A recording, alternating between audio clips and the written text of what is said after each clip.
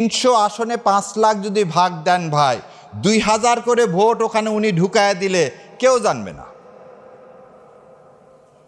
জানবে? আপনি তো ওই মুখটা কাপড় দিয়ে পেঁচানো হয় কখন? যখন এটা ডিসি সাহেবের কাছে পাঠানো হয় গণনার পরে। এটা তো আমি গণনার আগে ওনার কাছে দিলাম। কই ইলেকশন কমিশন এটা নিয়ে? এটা তো আমরা বারবার চিৎকার করে বলছি। তার যে রুলস করছে সেই রুলসের মধ্যে তো এটা নাই, যেটা এমন একটা ওপেন জায়গায় রাখতে হবে, পুলিশ পাহারায় রাখতে হবে, যাতে ওখানে কেউ আর টাচ করতে না পারে। শস্যের মধ্যে ভূত দিয়ে আমাকে বলতেছে নিরপেক্ষ নির্বাচন করবে।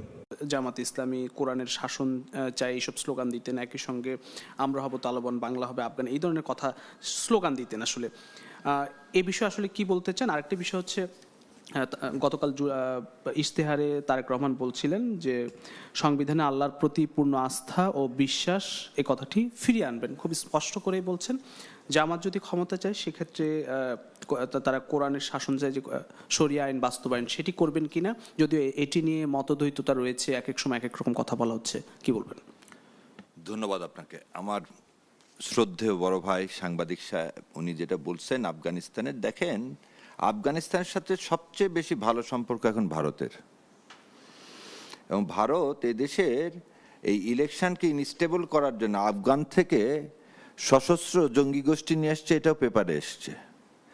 সো আর বাংলাদেশ জামাতে ইসলাম কে দিয়েছে এই স্লোগান আমি জানি না, আমি এতটুকুনি জানি জনগণের সাথে তার যে কন্ট্রাক্ট, বায়োল্যাটারাল কন্ট্রাক্ট, সেটা হচ্ছে তার ইশতেহার।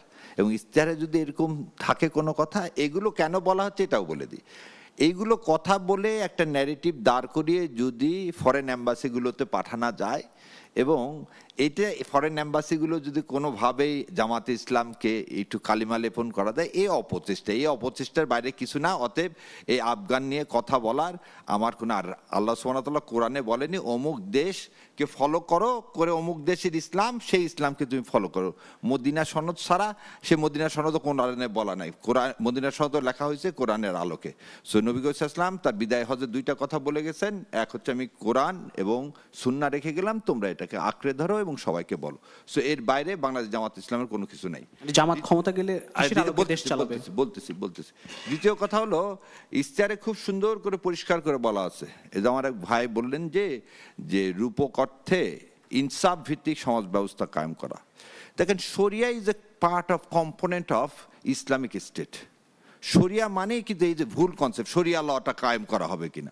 আরে আমি কালকে প্রশ্ন করছি, বাংলাদেশে মুসলমান যারা আছেন তারা হচ্ছে যে যদি বলে পার্টিশন শুট করবো স্ট্যাটিউটরি বেসিসে, মামলাই করতে পারবেন না আপনি, আপনাকে মোহামেডান লয়ের আন্ডারে মামলা করতে হবে।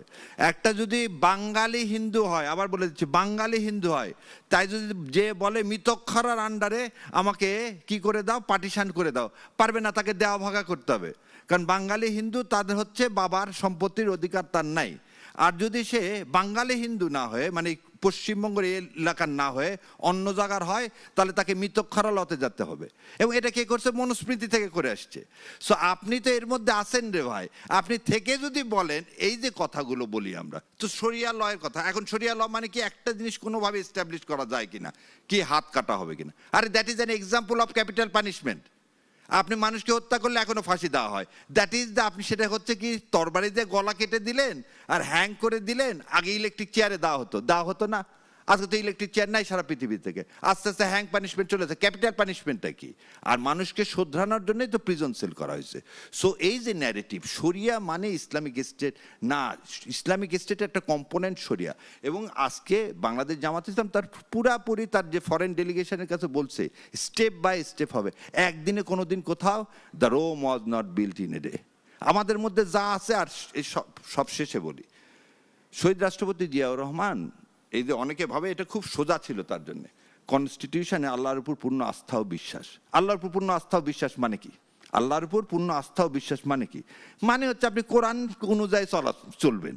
তো এইটা ভারতের ড্রাফটেড কনস্টিটিউশনে, এটা 78 সালে ঢুকানো এত সোজা ছিল না। কারণ ভারত তখন যখন সমাজতন্ত্র এবং কি ধর্মনিরপেক্ষতা ইম্পোর্টেড করে আমার কনস্টিটিউশনে ঢুকাইছিল, সেটাকে বাদ দিয়ে এটা করা। দেখেন, পঞ্চম স্তর সংশোধনীতে এটা মানুষের চোখের অগরতলে কিন্তু সে এটা সরায় দিল। এবং ওই সময় আপনি কোনো মিডিয়া, কোনো সাংবাদিক, কোনো পার্লামেন্টারি মেম্বার কেউ কি বলছে যে আমি এটার প্রতিবাদে আমি 2 ঘন্টা করলাম? করেনি। যারা ইসলামিক দলগুলো করছে তাদের উপর নিপীড়ন নির্যাতন হয়েছে। সো এইটা ফিরে আসা মানে যে দুইটা জিনিস, একটা জিনিস আপনাদেরকে বলি, 90 সালে বেগম খালেদা জিয়া দেশনেত্রী কেন জামাতকে বেছে নিলেন? যে জামাতের কথা 86 সালে জামাত আর আওয়ামী লীগ একসাথে ভোট করছিলেন। জামাতকে বেছে নিয়েছেন এই কারণে যে জিয়াউর রহমান, শহীদ রাষ্ট্রপতি জিয়াউর রহমান 2টা পলিসি ছিল, একটা হচ্ছে ভারতীয় আধিপত্যবাদের বিরোধিতা আর ইসলামকে ধারণ করা। যারা এই 2টা করে তাদের পাশাপাশি থাকে, সেজন্য জামাত এবং বিএনপি সবসময় কাছে আছে। আজকেও দেখবেন যে এই 2টা দল ইলেকশন করতে চায়, অসীম ভাই যে কথা বললো উইথ রেসপেক্টফুলি, ফান্ডামেন্টাল ডিফারেন্স আপনি এই 2 দলের মধ্যে কোথাও দেখাতে পারবেন না। আর লাস্টলি যে কথাটা একটু আগে যেটা বলছে সেটা হচ্ছে যে দেখেন এলডিসির কথা বলছি, 71 বা 24 এগুলো নিয়ে কথা না। আজকে ইলেকশনটা হতে হবে, ইলেকশনটা at any how, at any cost হতে হবে। লেট দ্য পিপুল ডিসাইড, এখন তো আপনার ইশতেহার আছে, সব কিছু আছে, আর 4 দিন এটা ধৈর্য ধরি। আমরা এমন কোনো কথা বলবো না যে ইশতেহারের বাইরে, যেটা মানুষের সাথে মানুষের কি মন। আপনার কাছে শেষ প্রশ্ন হচ্ছে যে নির্বাচন আর মাত্র 4 দিন বাকি রয়েছে, কেমন হবে? আরো একটি বিষয় হচ্ছে যে ঠাকুরগাঁওয়ের একজন প্রার্থী জামাতে, তিনি বলছেন যে আমাদের কাছে এত অস্ত্র আছে যে বিশ্ব চালাতে পারবো, এটি কি নির্বাচনের জন্য হুমকি? এবার আপনাকে বলি, ক্লাস 8-এ আমি দিতাম, স্লোগান দিতাম, অস্ত্র জমা দিছি, ট্রেনিং জমা দিইনি। তখন আমার বয়স কত জানেন? আমি এই কথা বলতাম। আর আরেকটু বলে দিই, আমার বাবা তখন ক্ষমতা ইরশাদ সাহেবের। যেদিন ইরশাদ সাহেব পড়ে যায়, একটা গণদুশমনের তালিকা হয়েছিল, সেই তালিকা আমার বাবার নাম ছিল 2 নম্বরে। আমার বাবা কি ছিল আর কিছু বললাম না, এতটুকুন। সেই সময় ওই 6 ডিসেম্বর আমি রাস্তায় চিৎকার, তখন ক্লাস 10-এর সাথে চিৎকার করে আমার বাবার নাম ধরে বলছিলাম যে তার গালে জুতা মারো তালে তালে। আমি হচ্ছে সেই ছেলে। তো আপনি যে কথাটা আমাকে বললেন, সমাবেশে কেউ একটা লোক বলছে একটা কথা, হয়তো আবেগতাড়িত হয়ে, সেটা আমাদের এখানে নিয়ে আসার কোনো কারণ নেই। আর বাংলাদেশ জামাত ইসলামের ওই অস্ত্র না ট্রেনিং আছে, এই কথাটার মানেটা কি?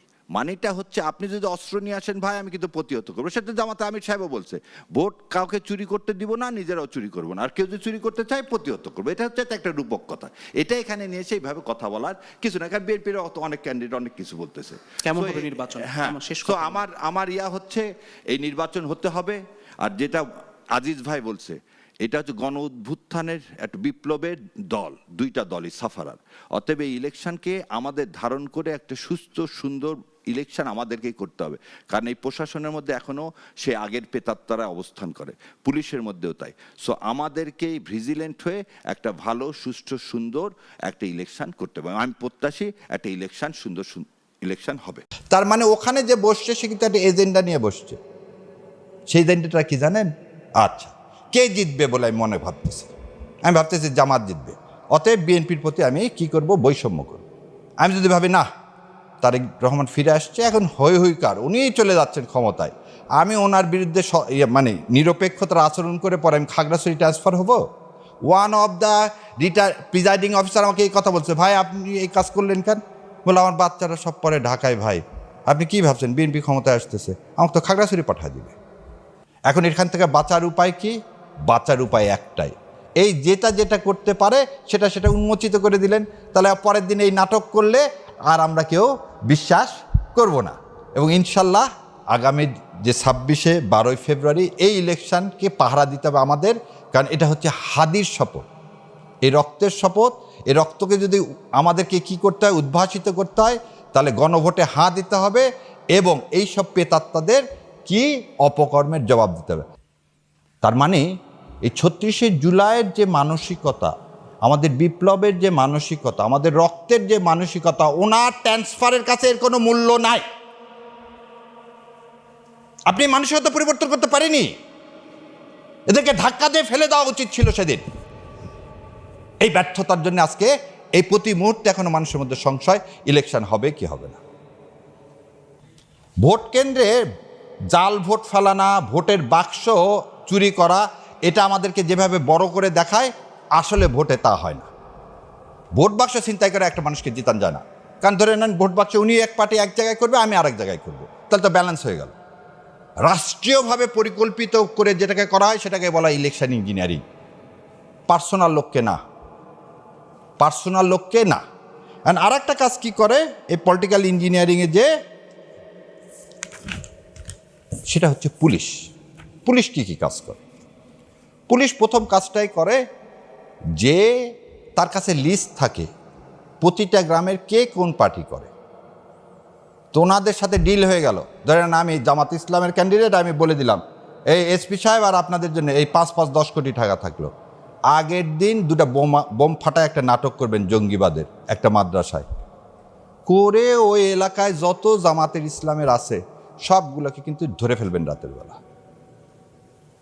না হলে আর একটা কাজ করলাম কি, ঠিক আছে একটা কাজ করেন, আপনারা যে কোনো একটা হিন্দু পাড়ায় আক্রমণ করেন, এইটা সমস্ত মাদ্রাসাদেরকে কি করেন, ছেলেপেলেকে আটকায় ফেলেন। এইটাই চলে এসছে 53 বছর। সো এইটা যাতে করতে না পারে সেদিকে আমাদের দৃষ্টি দিতে হবে।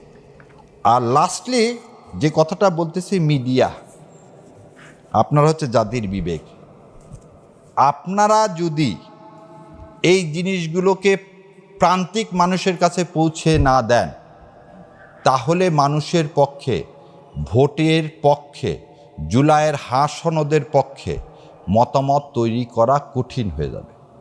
সেই জন্যে আমি অনেকখানি সময় নিয়ে ফেললাম যে রাষ্ট্র কিভাবে রাষ্ট্রযন্ত্র ইউজ করে ভোটের ইলেকশন করে, ইঞ্জিনিয়ারিং করে, সেটা আপনাদের মাধ্যমে তুলে ধরলাম। 2001 সালে বিএনপি সিট পাইছিল 193টা, ভোট পাইছিল 2,28,00,000। আর আওয়ামী লীগ সিট পাইছিল 62টা, ভোট পাইছিল 2,23,00,000। আবার শোনেন, বিএনপি ভোট পাইল কত? 2,28,00,000, সিট পাইল কত? 193টা। আর আওয়ামী লীগ পাইল 2,23,00,000, সিট পাইল কত? 62টা। 5 লাখ ভোটের ব্যবধানে সিটের ব্যবধান কত? ডবলেরও বেশি। 5 লাখ এখন 300 আসনে ভাগ দেন, 300 আসনে 5 লাখ যদি ভাগ দেন ভাই, 2,000 করে ভোট ওখানে উনি ঢুকায় দিলে কেউ জানবে না। জানবে? আপনি তো ওই মুখটা কাপড় দিয়ে পেঁচানো হয় কখন? যখন এটা ডিসি সাহেবের কাছে পাঠানো হয় গণনার পরে। এটা তো আমি গণনার আগে ওনার কাছে দিলাম। কই ইলেকশন কমিশন এটা নিয়ে? এটা তো আমরা বারবার চিৎকার করে বলছি। তার যে রুলস করছে সেই রুলসের মধ্যে তো এটা নাই, যেটা এমন একটা ওপেন জায়গায় রাখতে হবে, পুলিশ পাহারায় রাখতে হবে, যাতে ওখানে কেউ আর টাচ করতে না পারে। শস্যের মধ্যে ভূত দিয়ে আমাকে বলতেছে নিরপেক্ষ নির্বাচন করবে। এবারে আসেন, তাহলে 2টা গেল, অ্যাডমিনিস্ট্রেশন দেখালাম, একদম পুরাটাই দেখালাম। এবার আসেন পলিটিক্যাল ইঞ্জিনিয়ারিং। আজকে আপনি যদি নমিনেশন গত 3 বার দেওয়া হয়েছে বেশিরভাগ ব্যবসায়িকদেরকে,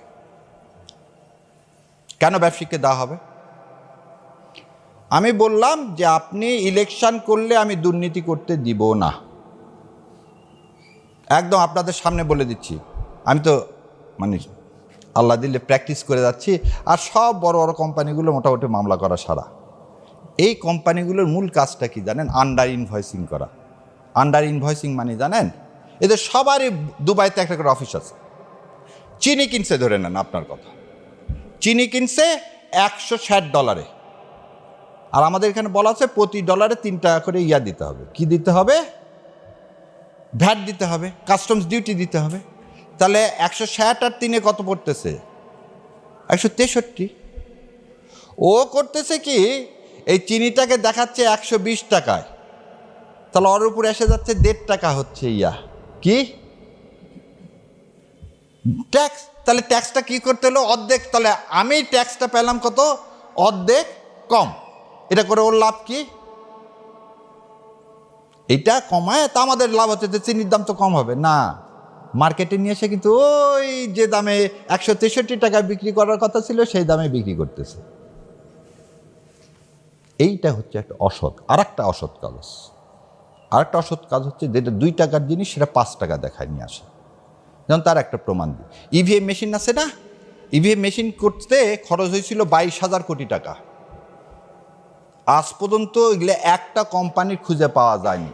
আর এই সমস্ত কোম্পানির টাকা জয় ভাইয়ের কাছে চলে গেছে, একদম এলসি খুলে চলে গেছে। টাইগার আইটি নামে একটা কোম্পানি, সেই কোম্পানির মাধ্যমে এই 22,000 কোটি টাকা চলে গেল। এবং এই কোম্পানির কর্ণধার হচ্ছে জয়। তাহলে এই যে ব্যবসায়িকের কথা বললাম, খুব দুঃখ নিয়ে বললাম, 71 টিভি সবচেয়ে বেশি ড্যামারেজ করছে গত 15 বছর। এবং 71 টিভির মালিককে জানেন? মেঘনার মোস্তফা সাহেব পারে না তো তারেক জিয়া সেদিন পায়ে যায়, পা ছুঁয়ে চুমু খাওয়ার মতো অবস্থা। কেন? কারণ তিনি তো ওই অপরাধী। তাই কি ধরলেন আপনি গত 18 মাসে? সে যখন আপনার ইলেকশনে টাকা ঢালবে, যখন আপনার সাথে দেখা করবে, তখন কি খাস নিয়তে আসবে? খাস নিয়তে আসবে না। তাহলে যে লোক টাকা ঢালবে সে টাকা তো আপনাকে বন্ধ করতে হবে, সেই টাকা বন্ধ করতে হবে। এই টাকাটা বন্ধ করা যাবে কি? এই যে আপনাদের আয়োজন। অতএব ওই আগে একটা অ্যাডভার্টাইজমেন্ট দেখাতো, ভোটের আগে স্প্রাইট খাওয়াইছে, ভোট থেকে ফিরে এসে এমনি নর্মাল পানি খাওয়াইছে। তো ভোটের আগে যদি স্প্রাইট খেতে যাও তাহলে কিন্তু তোমাকে রক্ত চুষে খাবে, ওই যে টিচার হিসাবে অ্যাপয়েন্টমেন্ট দিয়ে যে ঘুষ খাবে, কারণ তুমি এই তাই তো ভোটের আগে ঘুষ খাইলা। তাহলে আমাকে কি জনমত তৈরি করতে হবে? যে লোক টাকা ঢালবে তাকে বর্জন করতে হবে, যে ব্যবসায়িক টাকা ঢালবে তাকে বর্জন করতে হবে, যে দেশকে অন করে না, দেশের শত্রু গণশত্রু, এটার তালিকা করে ব্যবসায়িকদেরকে এবং প্রশাসনে যারা আছে সেই তালিকা ঝুলায় দিতে হবে। তবেই না ইনশাল্লাহ এদেশে ওনারা কোনো খারাপ কাজ করার সুযোগ পাবে না।